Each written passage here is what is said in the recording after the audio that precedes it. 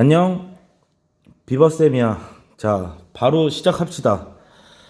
우선은 오늘 공부할 건 LF 키트랑 그 다음에 근대 도시야. 두 가지를 먼저 볼 건데, 우선 학생들이 조금 어렵다라고 얘기를 하는 LF 키트부터 먼저 보겠습니다.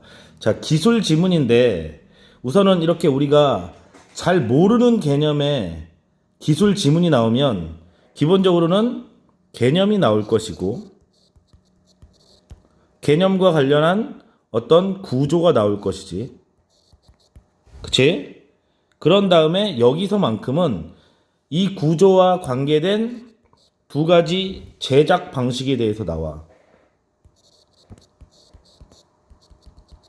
자, 읽어본 사람은 알 거야. 직접이랑 경쟁 방식이 나오고, 그 다음에 뒤에 가서는 정확도, 민감도 이런 것들을 얘기하면서 측정하는 것들, 정확도 측정으로 글의 구성이 끝나. 자, 우리는 지금 수능 공부를 하는 게 아니야.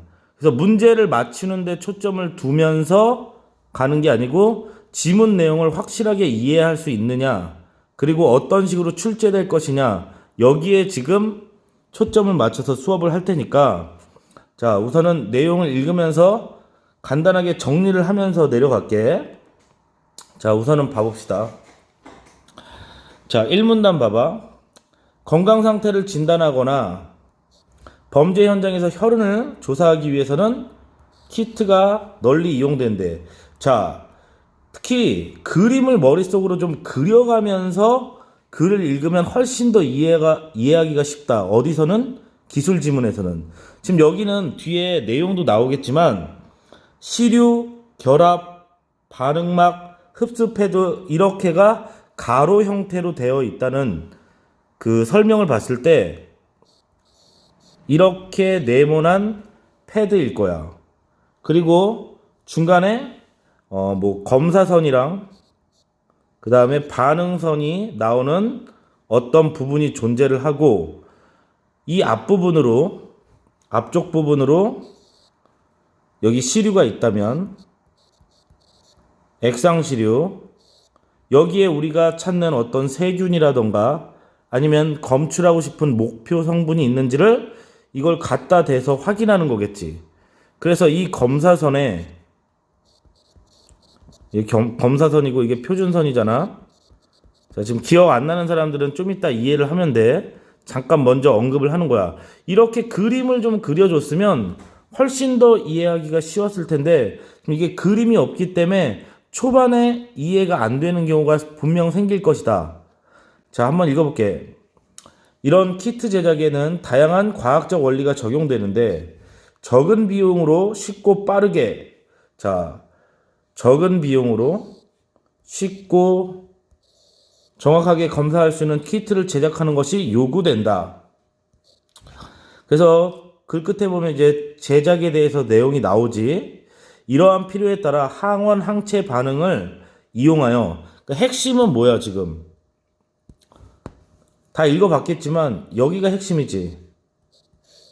이 항원 항체 반응을 이용한다라는 거. 우리가 생각하는 이 액상 시료가 그러니까 항원이 되고, 여기에 항체가 있어서 뭔가를 검사해서 검사선에 색깔이 나타나냐, 이거를 확인하는 거였잖아. 그치? 자, 그래서 이 존재하는 성분을 분석하는 다양한 형태의 키트가 있대.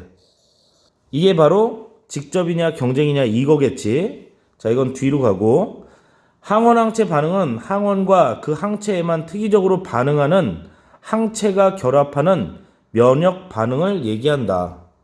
이런 것도 별거 아니지만 놓치지 마. 면역 반응이라는 건 뭐다? 항체가 결합하는 거.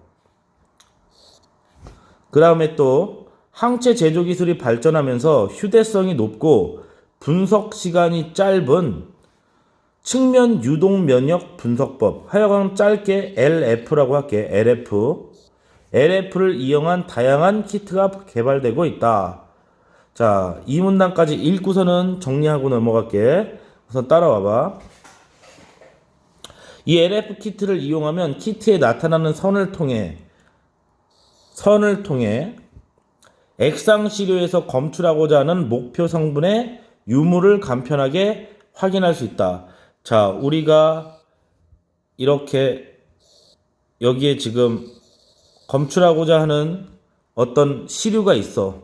그냥 액상으로 된 거라고 생각하면 돼. 자, 여기다가 키트를 갖다 대는 거지, 이렇게. 그러면 여기 아까 전에 말했듯이 검사선에 색이 반응하겠지. 색이 반응하던지 안 하던지 로 인해서 유무를 검출하는 것이다. 알고 있지? 자, LF 키트는 가로로 긴 납작한 막대 모양. 아까 다 얘기한 거야. 시료 패드, 결합 패드. 자, 여기서는 이 문단에서는 핵심이 뭐야? 우선 이대로 가는구나. 이 순서대로. 시류, 결합, 반응, 흡수 패드. 이렇게 순서대로 나란히 배열된 구조로 되어 있다. 시류 패드로 흡수된 시류는 결합 패드에서 복합체, 자, 지금 위에 4개 지금 없는 게 나왔지. 그치? 중요하다는 뜻이야. 함께 반응막을 지나 여분의 시류가 흡수되는 흡수 패드로 이동한다. 자, 이 지금 4개에 없던 복합체가 나왔기 때문에 여기 주목해야 돼. 복합체는 결합 패드에서 함께 있다가 반응막을 지나서 간다. 자, 다시 여기서부터 결합 패드에 있는 복합체는 또 나왔네. 금 나노 입자 또는 형광 비드의 표지 물질에, 자, 이 복합체는 읽어본 사람 알겠지만 두 가지로 나눠지지. 이 안에는 뭐가 있어? 표지 물질과, 근데 표지 물질이 곧 뭐야? 그냥 이렇게 형광 정도로 이해를 하고 가. 그러니까 이게 바로 말해서 색을 나타내는 거겠지. 그치? 표지 물질이 뭐다? 색을 나타낼 것이다.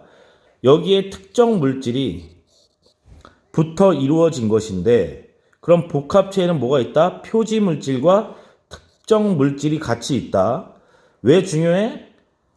위에 말한 4개의 구조를 머리에 넣고 내려왔는데 지금 이 복합체라는 게 어디에 있는 거야? 결합 패드에 있다라는 걸 꼭 생각을 하고 내려가야 되겠지.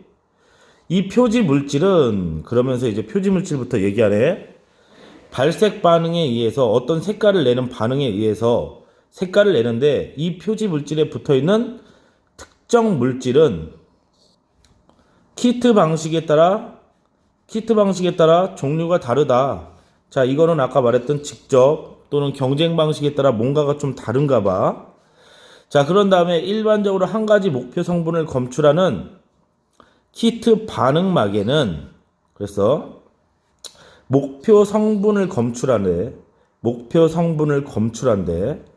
그러니까 여기서 뭔가가 반응이 되면 그게 목표 성분이 있느냐 없느냐, 그래서 여기에 아까 말했던 검사선과 표준선이 나오는 거겠지. 그치? 자, 뒤로 볼게. 항체들이 띠 모양으로 두 가닥 고정되어 있다. 그중 시료 패드와 가까운 쪽, 그러니까 앞쪽이야, 앞쪽. 앞쪽에 가까운 가닥이 검사선이고 다른 가닥은 표준선이다. 자, 표지 물질이 검사선이나 표준선에 놓이면 발색 반응에 의해서 어떤 반응선이 나타나는데, 검사선이 발색되어 나타나는 반응선을 통해서는 목표 성분의 유무를 판정할 수 있고, 표준선이 발색돼서 나타나는 것으로는 이건 검사가 정상으로 진행됐다. 하여간 이 두 가지는 지금 다른 내용이야. 이 두 가지는 조금 다르다. 자, 우선은 얘를 정리를 좀 하고 가볼게. 뒷장에 보면은, 자, 이거 좀 여기다가 다 정리를 할 수 있을지 모르겠는데 한번 정리를 해볼게. 자, 우선은 1, 2문단을 정리를 해보겠습니다. 1, 2문단. 자, 키트 제작에는 항원과 항체가 이용된대. 이게 아주 핵심이야. 그리고 이건 공통적으로 들어가는 거야. 그래서 이걸로 인해서 뭐 휴대성이 편리하고 높고 분석 시간이 짧은 이런 것들을 만들어내고 있대. 그리고 이 항원 항체로 인해서 제작되는 키트는 굉장히 다양하다. 이런 얘기를 했어. 그치?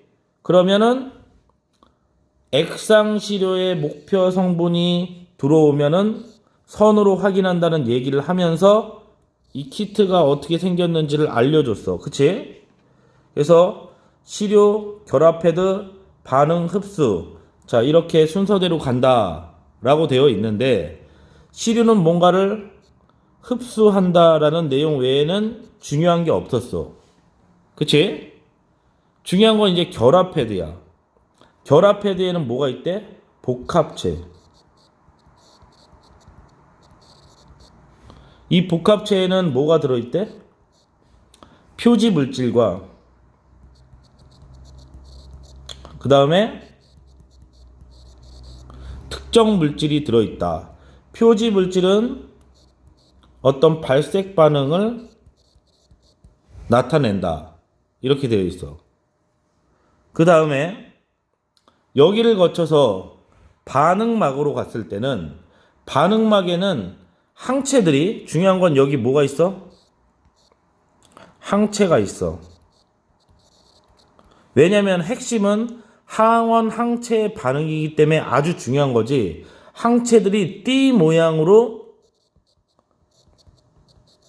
두 가닥 있다. 이러면서 자, 좀 더 써야 될 게 있는데 이쪽으로 가야겠다. 자, 그래서 좀 더 이쪽으로 가서 얘기를 하면 시료와 가까운 곳에 검사선이 있고 그 다음에 다른 건 뭐래? 표준선이래. 검사선과 표준선. 이 두 가닥은 뭐다? 검사선과 표준선이다. 근데 검사선이 뭐라고 그랬어? 목표 성분의 유무. 목표 성분이 있는지 없는지를 따지는 것이고 표준선은 검사가 정상으로 됐느냐 안 됐느냐 이것을 따진대. 그러니까 끝까지 완료했느냐 안 했느냐를 따지는 거래. 이해됐지? 그치? 자, 우선은 여기 중요한 건 이런 거야. 이 부분은 이거 둘이 분명 다르다라는 데 있어. 자, 목표 성분의 유무, 그 다음에 검사가 정상으로 진행됐느냐는 분명 다르다. 그러니까 예를 들어서 컴퓨터 백신이라고 하자. 자, 백신이 있어. 우리가 백신을 돌리잖아, 컴퓨터에서. 그러면은 검사가 끝났습니다. 이렇게 종료를 해. 그렇지만 검사가 끝난 거랑 여기에 바이러스가 있냐 없냐는 다른 문제지. 그치? 그렇기 때문에 검사선과 표준선은 확실하게 다른 것이다 라고 이해를 하면 돼. 분명 다르다 라고 이해를 해야 돼. 자, 우선은 여기까지 지금 얘기를 했어. 자, 앞으로 넘어갈게. 다시 3문단 보겠습니다. LF 키트는 주로 직접 방식과 경쟁 방식으로 제작되는데 여기가 가장 중요해. 솔직히 말하면 문제와 관련해서도 그렇고. 왜냐면 이 문단까지는 학생들이 대부분 따라오는데 이쪽으로 넘어가면서 복잡하게 느낄 거기 때문에 문제를 내는 선생님들이나 교수들도 분명 이쪽에서 학생들의 어떤 난이도를 선별해서 문제를 낼 거란 말이야.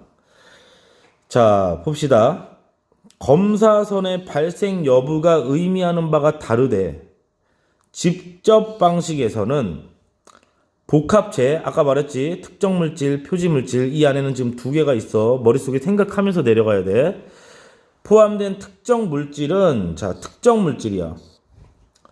목표 성분에 결합할 수 있는 항체래. 항체. 아까 전에 우리가 무슨 얘기를 했어? 시료에 들어있는 건 뭐다? 항원이다. 그러면 특정 물질은 항체다. 이거랑 결합하려고 하겠지. 자, 여기에 신경을 쓰면서 읽어야 돼. 시료에 목표 성분이 포함되어 있다면 목표 성분은 이 항체와 1차적으로 결합하고, 자, 1차 결합하려고 하지. 왜? 목표 성분이 그치, 항원이니까. 이후 검사선에 고정된 항체와, 아까 검사선에도 띠 두 가닥이 있다고 그랬는데 그거 항체라고 그랬지. 기억나지? 결합한다. 두 번의 결합 따라서 검사선이 발색되면 시료에서 목표 성분이 검출되었다고 판정한다. 한편 경쟁 방식은 복합체에 포함된 특정 물질은, 자, 위에서 지금 확인을 해봐. 위랑 지금 똑같지? 특정 물질 똑같아. 표지 물질이 아니고 특정 물질이야. 목표 성분에 대한 항체가 아니라 목표 성분 그 자체다. 이게 제일 중요한 거지. 그러니까 이거는 둘 다 항원이다 이거야. 둘 다 항원이다. 목표 성분과 그 다음에 그 항체가 아니니까 경쟁 방식에서 이 특정 물질은 항원이다. 직접 방식에서는 항체였던 거고. 자, 만약 시료에 목표 성분이 포함되어 있으면 시료의 목표 성분과 복합체의 목표 성분이 서로 항체와 결합하려고 경쟁한대. 그래서 경쟁 방식인가 봐. 이때 시료의 목표 성분이 많다면, 중요한 건 많어. 시료의 목표 성분이 충분히 많다면, 그러니까 특정 물질에 있는 것보다 시료에 있는 목표 성분이 훨씬 더 많으면, 여기가 더 많으면 복합체의 목표 성분이 검사선의 항체와 결합하는 것을 방해해. 방해하니까 여기서는 뭐야? 색이 나타나지 않겠지? 그치? 검사선과 결합하는 걸 방해하니까 아까 전에 여기서는 분명 검사선이 발색돼. 자, 여기서는 검사선이 발색되면 목표 성분이 검출됐다고 판정하는 건데, 이건 거꾸로 뭐 하는 거야? 색이 나타나지 않겠지? 결합하는 걸 방해하니까. 그치? 발색되지 않는데, 이게 차이점이야. 그러면서 직접 방식은 세균이나 분자량이 큰 거. 경쟁 방식은 어때? 항생 물질처럼 하여간 작은 거. 이렇게 경쟁은 작은 거, 직접은 큰 거. 이렇게 이해를 하면 되겠네. 자, 여기도 좀 정리를 해놓고 넘어갈게. 자, 그냥 간단하게 얘기를 하면 이런 거지. 직접 방식이 있어. 자, 이것도 똑같이 항원과 항체가 결합하는 원리를 이용하는 거야. 자, 시료에 지금 했던 거 다시 한번 정리하는 거야. 그냥 따라오면 돼. 시료에 결합 패드가 연결이 돼. 그치? 자, 여기에는 지금 복합체로서 뭐가 있어? 표지 물질과 그 다음에 특정 물질이 있는 거지. 그치? 자, 그러다가 여기서 넘어가면 뭐가 돼? 반응막으로 가고, 이 반응막에는 뭐가 있다? 검사선과 표준선이 있다. 하여간 이렇게 되어 있어. 그치? 자, 그러면 내가 색깔을 달리해서 직접 방식은 뭘로 하지? 이 색으로 할게. 자, 직접 방식은 이 파란색으로 하면은, 시료에는 아까 항원이 있어. 그치? 그러면은 지금 어디에? 특정 물질에 항체가 있대. 그치?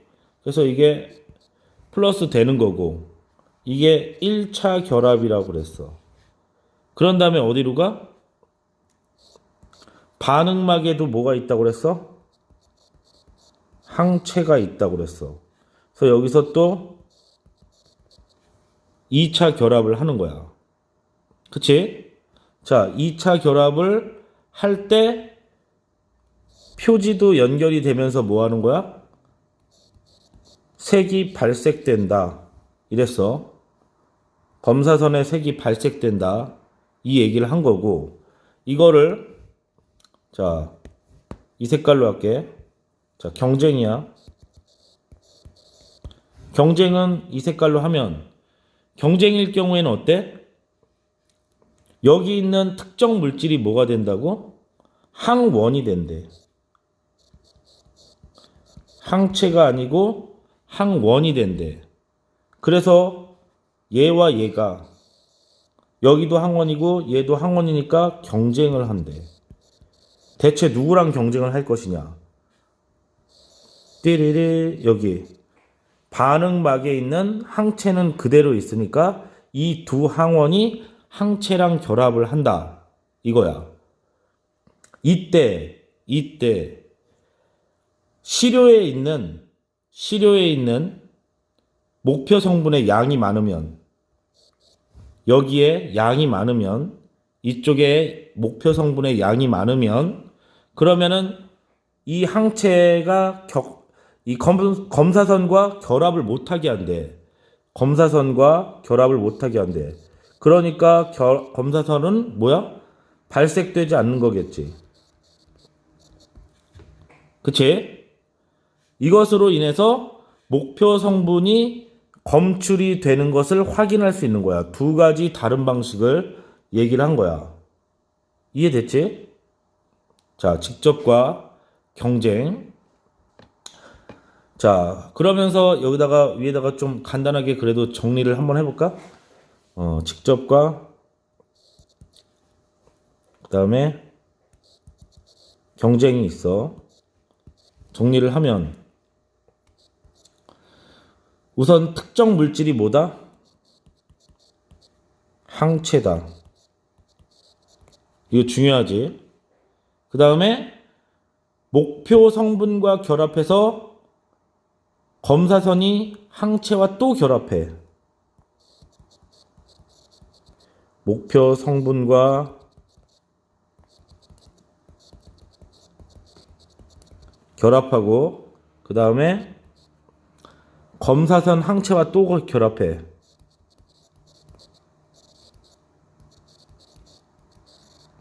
항체와 또 한번 결합하고 그래서 뭐가? 이 검사선이 발색된다. 아이고.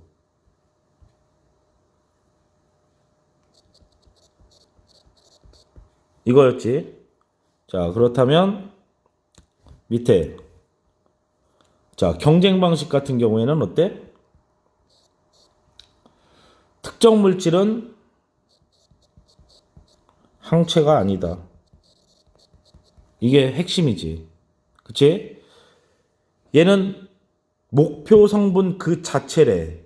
그러니까 다시 말하면 이게 항원이란 뜻이지. 목표 성분 그 자체라고 했으니까. 그래서 두 목표 성분이 검사선 항체랑 결합하려고 그래.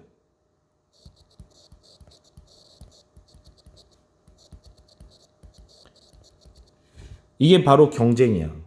그치? 그런데 시료에 있는 목표 성분이 많다면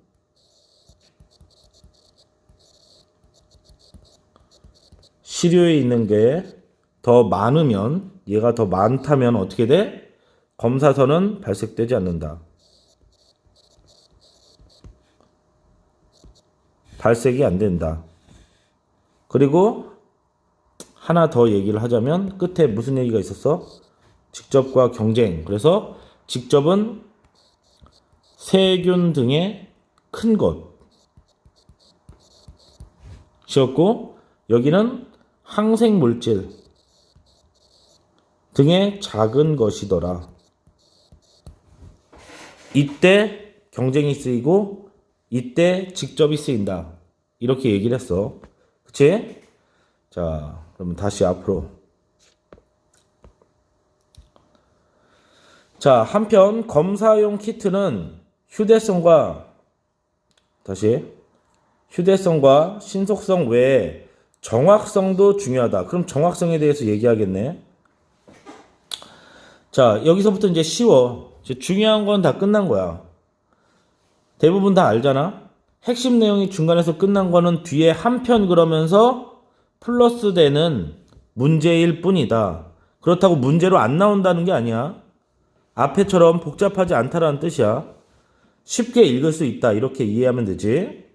키트를 이용해 여러 번의 검사를 실시하고 그 결과를 분석한다. 키트가 시료에 목표 성분이 들어있다고 판정하면 이를 양성이라고 해. 당연한 거고. 근데 이때 실제로 존재하는 경우가 있고 실제로 존재하지 않는데도 양성이라고 나오는 경우가 있어. 실제로 존재하면 진양성, 시료의 목표 성분이 확인해봤더니 없으면 위양성이라고 한대. 이 반대로 목표 성분이 들어있지 않다고 판단하면 똑같아. 음성, 실제인 경우에는 진음성, 목표 성분이 없다면 위음성. 그러니까 이거 무슨 소리야? 왜 진이 있고 왜 위가 있지? 이런 생각을 하겠지. 그치? 그러니까 다시 말해서 이 내용은 뭐다? 정확성에 오류가 있을 가능성이 있다.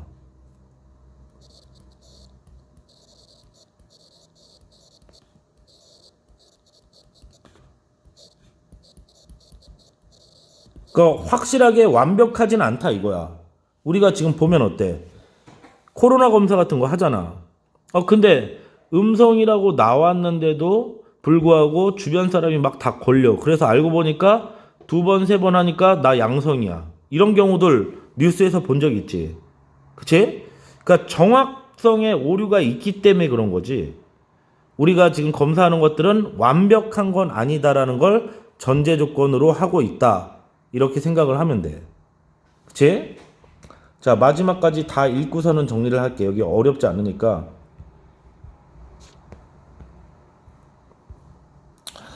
자, 오문단 여러 번의 검사 결과를 통해 키트의 정확도를 구하는데 정확도란 이 안엔 또 2가지로 나눈대. 어떻게? 시료를 분석할 때 올바른 검사 결과를 얻는 확률인데 정확도는 2가지로 나눈대. 민감도와 특이도로. 민감도는 시료의 목표 성분이 존재하는 경우에 이게 중요하지. 목표 성분이 존재하는 경우 키트가 이를 양성으로 판단하는 비율이고 특이도는 시료의 목표 성분이 없는 경우에 대해서 키트가 이를 음성으로 판정하는 기준. 그래서 민감도와 특이도가 모두 높아. 그래야지만이 정확도가 높은 키트라고 할 수 있다. 이게 가장 이상적이다. 어떤 거? 민감도와 특이도가 모두 높은 거. 근데 아까도 말했지만 완벽하지 않다고 그랬지? 정확하지 않다고. 그렇기 때문에 현실에서는 그렇지 않은 경우가 많기 때문에 특히 이런 것들을 잘 고려해서 키트 선택을 해야 된다. 뭐 이런 얘기를 하면서 끝났네. 자, 여기는 그렇게 중요하지 않기 때문에 빨리 정리하겠습니다. 자, 휴대성과 신속성을 얘기하면서 정확성을 얘기했어. 그치? 자, 거기에는 지금 목표 성분이 있게 되면은 양성과 진양성, 위양성으로 나뉘어져. 실제 이게 양성인 경우엔 진양성. 그치? 근데 위양성은 뭐야? 실제는 존재하지 않아. 실제는 존재하지 않을 때는 위양성이 된대. 실제는 존재하는 거고. 자, 그리고 똑같이 반대로 그러면 어때? 음성이라는 것도 있겠지. 음성에도 뭐가 있겠어? 진음성이 있고 위음성이 있겠지. 여기 따로 얘기 안 해도 되겠지. 그치? 근데 거기 뭐라고 되어 있냐면 핵심 내용은 자, 파란색으로 하자. 자, 이 위음성, 위양성을 얘기하면서 현실에서는 이런 것들이 배제될 수 없다. 이렇게 얘기를 했어. 이게 배제될 수 없다라는 뜻이 뭐야? 이건 신경 안 쓸 수 없다 이거야. 신경 안 쓸 수 없다. 다시 말해서 이런 것들은 항상 있을 수 있다. 우리가 양성으로 판정했는데도 불구하고 실제 알고 보니까 안 나오는 경우가 있다. 그래서 2번이나 3번 다시 한번 확인해야 될 경우가 있다. 다시 말해서 아까 말했던 정확도의 오류 가능성이 있다. 이거지. 그치? 자, 그러면서 또 하나는 뭐가 있었어? 이 정확도에는 뭐가 있어? 민감도와 그 다음에 특이도가 있대. 기억나지? 좀 전에 했으니까. 이건 어떤 비율이야? 자, 민감도 같은 경우에는 아까 전에 그 시료의 목표 성분이 존재하는 경우에 양성으로 판정하는 비율이지. 있는 경우에 양성 비율, 있는 경우에 목표 성분이 있으면, 목표 성분이 있을 때, 여기는 목표 성분이 없을 때를 얘기하면서 이걸 음성이라고 해서 음성 비율이라고 얘기를 한다. 자, 중요한 건 이거 두 가지는 모두 높아야 이상적이다. 이상적이라고 말한 건 그렇지 못한 경우도 분명 있기 때문이다. 이 얘기지? 자, 우선은 한번 쭉 읽어봤어. 그렇다고 해서 이제 정확하게 다 연결이 됐느냐? 여기 부분은 중간에 우리가 모르는 단어나 아니면 구조가 확실하게 이해되지 않은 학생들은 여러 번 확인해서 봐줘야 된다. 여러 번 확인해서 봐줘야 된다라는 걸 꼭 기억을 하고 문제 하나를 풀어볼게. 이게 제일 많이 틀린 문제니까 이걸 한번 풀어볼게. 항상 볼 때는 그 보기 문제에 너무 집착하는 게 아니고 이 보기 문제로 인해서 우리 본문에서 어떤 내용과 연결되는지를 떠올려야지 문제풀이의 핵심이 되는 거야.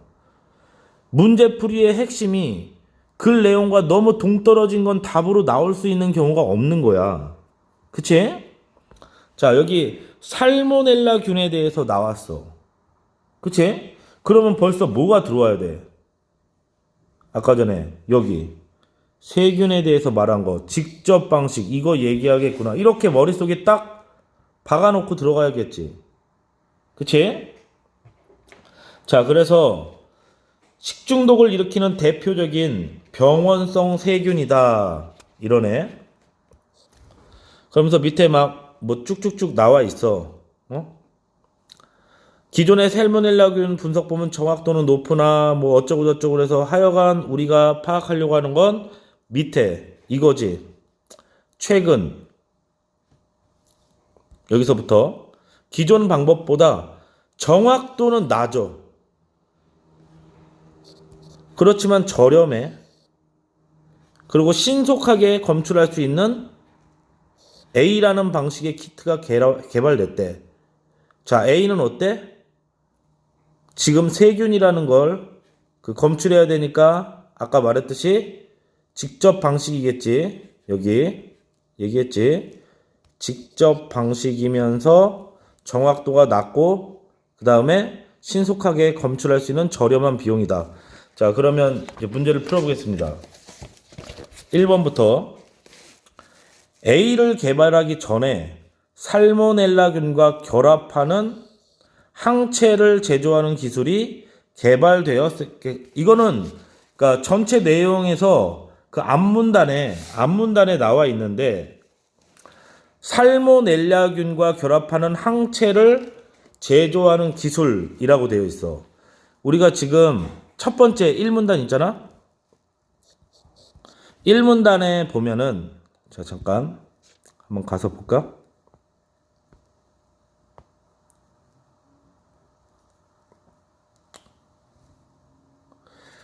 음,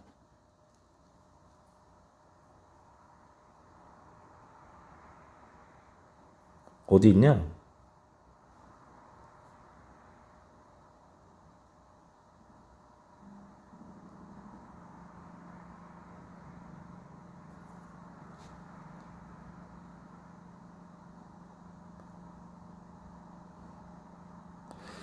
자, 항원 항체 반응을 응용해서 여기에 그 목표 성분을 검출한대. 그치?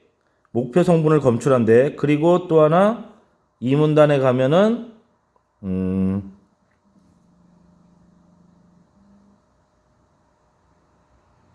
어디 있는지 지금 확인이 안 되네. 자, 우선은 가봐. 자, 거기 앞에 내용에 무슨 내용이 있었냐면 항원 항체 반응을 응용해서 항원과 항체 반응을 응용해서 목표 성분을 검출한다. 이렇게 얘기를 했잖아. 그치? 자, 항원 항체 반응을 이용해서 목표 성분을 검출한다. 이렇게 얘기를 했어. 그래서 지금 A에서는 살모넬라균과 결합하는 항체를 제조하는 기술이 먼저 선행되어야 됨을 알 수 있는 거지. 그치? 항체를 자 결합하는 기술이 개발되었겠군 이라고 생각하는 건 맞겠지. 그러니까 그치? 우선 항원 항체가 결합해야지 그 다음에 목표 성분을 검출할 수 있는 거니까 항원 항체 기술이 먼저 나와야 되잖아. 그치? 1번은 맞고 2번 A의 결합 패드에는 표지 물질에 살모넬라균이 붙어 있는 복합체가 들어 있겠군. 여기서 그냥 바로 답이네. 그치? 자, 그 복합체에 포함되는 어떤 특정 물질이 있다고 그랬어. 지금 직접 방식이야. 직접 방식은 복합체에 포함된 특정 물질은 뭐 한다고? 목표 성분에 결합할 수 있는 항체다. 이렇게 얘기를 했었지. 그치? 그러니까 여기서 지금 답인데 이거 왜 답이겠어? A의 결합 패드에는 A라고 하는 이 결합 패드에는 표지 물질의 항원인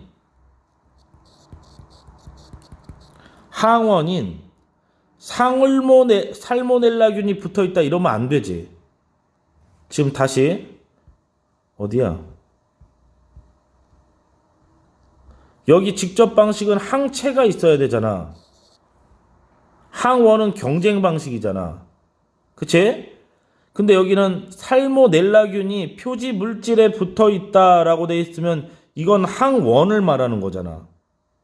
그치? 그러니까 살모넬라균이 붙어 있는 게 아니라 살모넬라균에 결합할 수 있는 항체가 있어야 된다. 이렇게 나오는 게 맞겠지. 그래서 틀린 거겠지. 이건 딱 보니까 제일 중요한 게 아까 직접과 경쟁 방식이었기 때문에 그 부분에서 분명 답을 내는 그 지문을 똑바로 읽었는지 확인하는 그 부분이 분명 필요해. 그렇기 때문에 이건 2번일 수밖에 없는 거고. 자, 나머지 왜 그런지 빨리 확인할게.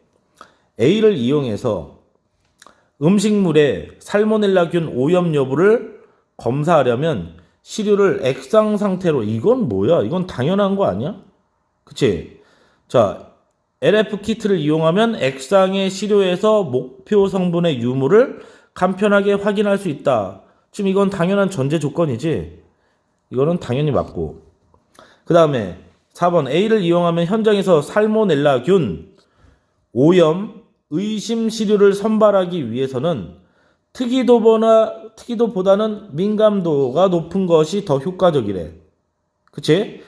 아까 전에 민감도가 뭐였어? 시료의 목표 성분이 존재하는 경우야. 목표 성분이 존재하는 경우에 따른 거지. 그치? 그러니까 목표 성분이 의심되는 시료를 선별해내는 데는 이게 당연히 더 적합하겠지.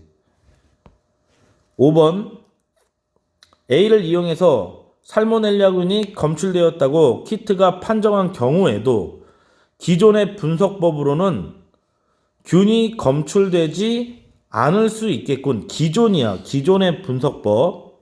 그치? 지금 보기의 내용에 뭐라고 돼 있었어? 아까 전에. A가 기존 방법보다 뭐라 해? A가 지금 기존 방법보다 정확도가 낮다. 그러니까 A가 살모넬라균이 있다고 판정한 경우에 위양성 시료의 목표 성분이 없는 경우일 수 있다 이거지. 그치? 위양성일 경우가 있다. 정확도가 낮다라고 했으니까 위양성일 수 있다. 정확도가 낮다라는 의미에서. 그러니까 검출되지 않을 수도 있겠군. 맞는 거지. 그치? 자, 답은 그래서 뭐가 된다? 2번이 된다. 자, 나머지 문제도 당연히 빨리빨리 풀어보시고 토요일날 오실 때 질문할 거 가지고 오세요. 자, 다음으로 넘어갑니다. 다음 보면은 얘는 다 읽을 필요는 선생님이 없다고 생각을 해. 다 읽을 필요는 다 읽을 필요는 없어서 정리를 좀 할게. 중요한 게 있으면은 앞으로 와서 확인을 하고, 이거는 그냥 왜 지문을 넣어놨냐. 응? 우선 크게는 생산학파와 근대 도시에서의 소비학파의 입장을 얘기하고, 그 다음에 이것을 아우르려는 어떤 입장이 나왔어. 그게 지금 벤야민이지. 자, 읽어봤다고 생각을 할게. 그래서 벤야민 얘기로 쭉 내려가. 근데 사문단은 그럼 뭐가 되는 거야? 벤야민은 그러한 복합적 특성이. 그럼 벤야민이 얘기하는 건 다시 말해서 소비학파와 그 다음에 생산학파가 얘기하는 걸 다 가지고 있다라고 보면 되지. 이 복합적 특성이 영화라고 하는 어떤 장르에 다 드러난다. 다시 말해서 여기 있는 내용을 연결해 주는 게 아주 중요하다라고 생각을 하면 되겠네. 그치? 자, 한번 읽어보겠습니다. 아니야, 읽지 않고 정리만 할게. 정리만 하면서 원래 읽으려고 그랬는데 지금 보니까 벌써 45분이 다 돼가고 있어. 그래가지고 굳이 읽을 것까지는 없을 것 같다. 정리해주고, 여기는 그래서 글이 쉬워서 따로 선생님이 이렇게 좀 미리 정리를 해놨어. 자, 근대 도시의 삶의 양식에 대해서 얘기를 해. 여기에 대해서 많은 학자들이 이야기를 하는데, 첫 번째 우선은 아까 전에 뭐였어? 여기가 생산학파였지. 그치? 생산학파.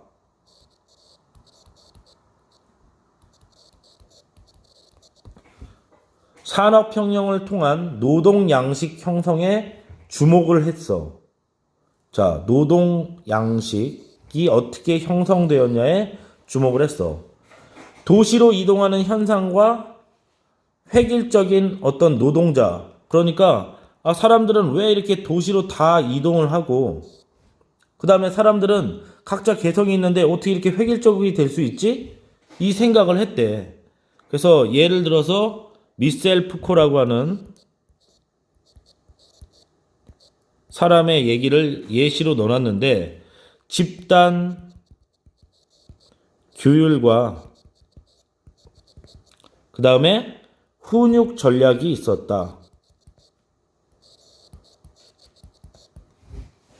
규율과 훈육으로 훈련을 시켰다 이거지. 그치? 그렇게 되다 보니까 많은 노동자들이 어떻게 됐다? 내면 세계를 상실하고,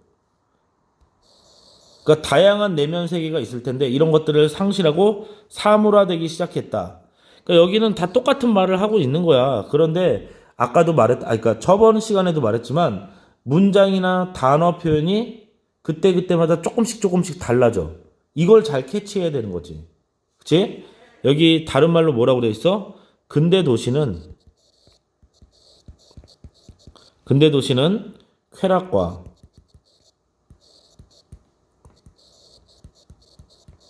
환상이 없는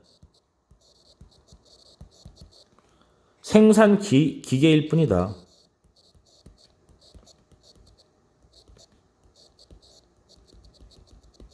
이렇게 얘기를 했어.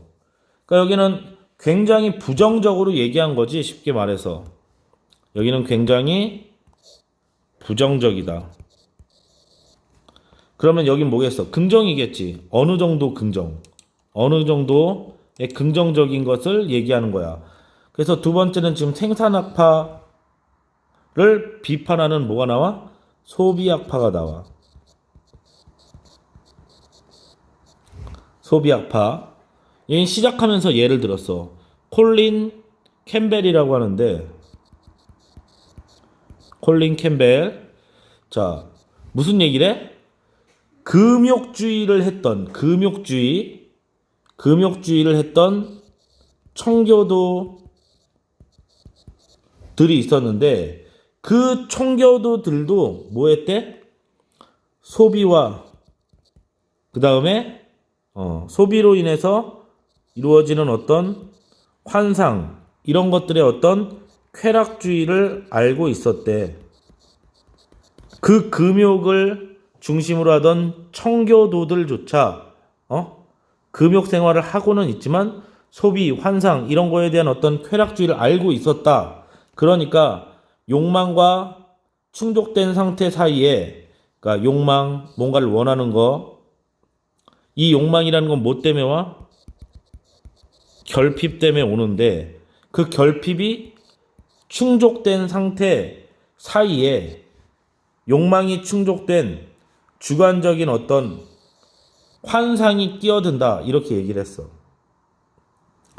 다른 말로 또한 테크놀로지의 발달로 환상이라는 것은 우리가 생각하는 그냥 꿈, 몽상이 아니라 실현 가능성의 어떤 기대가 돼버렸다, 이런 얘기야. 그래서 이러한 기대가 쾌락과 소비 정신을 북돋웠다, 이렇게 얘기해. 그러니까 여기 글은 뭐야? 당연히 긍정이 되겠지. 소비 정신을 북돋웠다. 그러니까 환상이 아니라 실현 가능성이 되면서 소비 정신을 더 북돋웠다, 이런 얘기야. 자, 그래서 산문단을 보면은 근래에 들어서는 이 위에 있는 이 두 관점을 아우르는 견해로 발터 벤야민에 주목한대. 자, 발터 벤야민은 이 두 가지 모두에 다 동의해. 그러니까 노동의 소외 인정해. 노동으로 인해서 인간의 내면이 소외되는 거, 노동 소외 인정. 그러나 하지만 소비가 구매 행위만 말하는 건 아니다, 이렇게 얘기해. 소비가 구매 행위만 말하는 거는 아니다. 다시 말해서 여기는 구매 행위 외에 뭔가 더 플러스 된 게 있다, 이런 얘기를 하겠지. 그치? 자, 군대 도시의 탐구로 설명을 하려고 하는데 더 복잡해야 된다, 이거야. 더 복합적인 소비를 하고 있다. 우리는 간단한 소비를 하는 게 아니고. 그러니까 철도 여행에서 보면은 정지가 아닌 어쩜 파노라마래, 이렇게 표현을 했고, 아케이드, 그러니까 안과 밖을 구분하는 이런 아케이드로 인해서는 경계가 모호해지는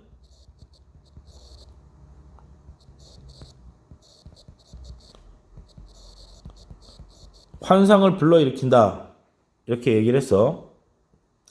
이러한 충격으로 새로운 감성과 감각을 일깨워 준다. 이러한 충격으로 새로운 감성과 감각을 일깨워 준다. 그래서 이런 것들이 다시 한번 영화에서 드러나는데 일정 속도의 움직임이 있잖아. 그치? 그 어디에는 영화에는 이런 것들은 근대 도시의 뭐랑 똑같은 거야? 공장의 컨베이어 벨트. 끊임없이 돌고 있는 이런 움직임과 유사하다 이거야.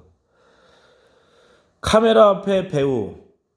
뭔가 진짜 연기를 하는 게 아니고 카메라를 보고 하는 그 배우나 전문 분야의 어떤 스태프들 같은 경우에 전문 분야의 스태프들은 하여간 얘네들은 다 뭐를 몰라? 총체적인 것들을 몰라. 그렇잖아. 감독의 어떤 머릿속에 그려진 전체 구성은 다 모른단 말이야. 각자 자기 일만 하지. 그러다 보니까 도시에서 있는 분업화. 이 분업화는 노동으로부터 소외되는구나. 이렇게 생각을 하는 거지. 그치?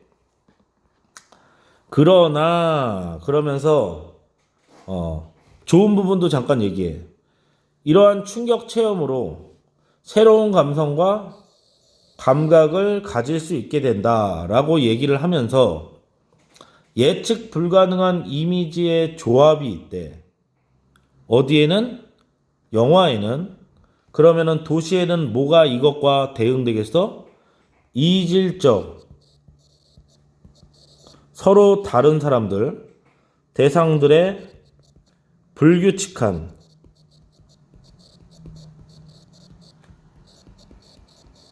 일상과 연결되지 않느냐 이렇게 얘기하는 거야. 그리고 영화 형식의 원리는 여기에는 뭐 관점도 있고 그 다음에 컷을 어떻게 하느냐고도 있고 뭐 여러 가지가 있어. 땡땡땡. 이건 정신적인 충격을 줬대. 이 정신적인 충격을 베냐민은 시각적 무의식이라고 해. 시각적 무의식이라고 한대. 이러한 체험으로 일상적 공간에 새로운 의미를 발견하게 된다. 하여간 여기 다 긍정적으로 쓰고 있지? 그치? 마지막 벤야민의 견해. 생산학파와 소비학파를 모두 포괄할 수 있는 단초를 제공했다. 아우르는 단초를 제공했다.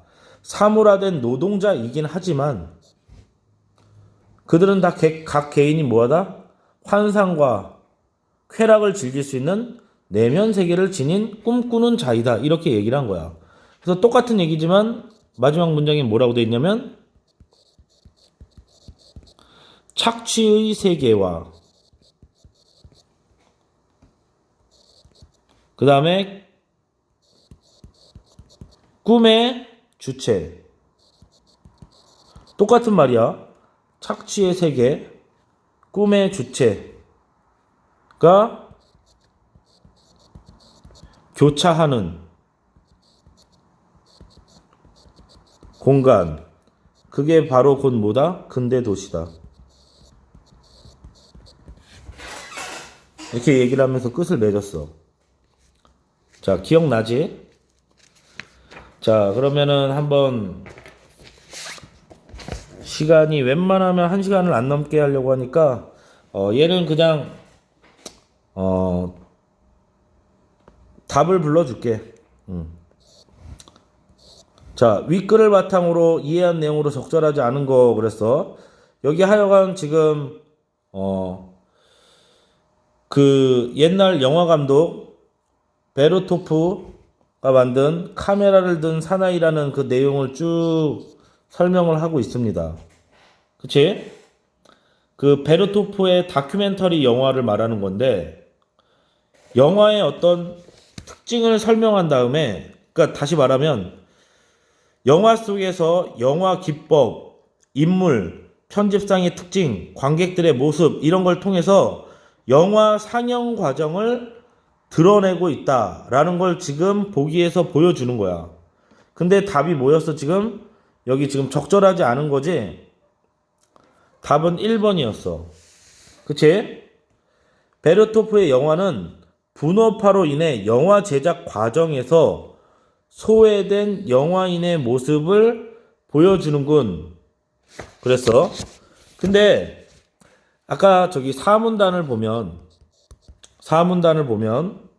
벤야민은 뭐라고 그랬어? 분업화로 인해 노동으로부터 소외되는 근대 도시인의 모습이 영화의 제작 과정에도 잘 드러난다. 이렇게 말했지. 그치? 그러니까 노동으로부터 소외되는 것도 영화의 제작 과정에 드러난다. 이렇게 얘기했어. 근데 지금 보기에서 보면은 어디 있냐? 여기 있네. 영화인도 노동자 중 한 사람이라고 생각했던 베르토프는 영화 속에서 주체적이고 자율적인 영화를 제작하는 영화인의 모습을 보여준다. 이렇게 되어 있지. 그치? 자, 무슨 소리냐? 베르토프의 영화가 분업화로 인해서 영화 제작 과정에서 소외된 그 영화인의 모습을 보여준다는 진술. 이거 지금 적절하지가 않은 거지. 왜냐면 우리는 지금 노동의 소외가 제작 과정에 나타난다. 이렇게 본문에서 공부를 했는데, 그치?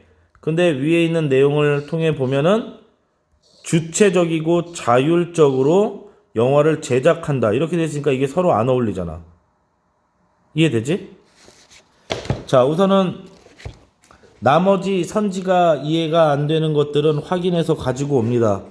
수업 시간에 우선 다 확인해 줄 것이고, 그 다음에 내일 오후에 나머지 그 교재와 관련된 내용들 올리겠습니다. 보니까 그렇게 어려운 건 없어서 그것도 잘 정리해서 그냥 올릴 테니까, 한 번씩 꼭 읽고 다시 한번 내가 생각하지 못했던 부분이 어디인가를 확인한다는 개념으로 읽기 바랍니다. 자, 오늘 여기까지 끝.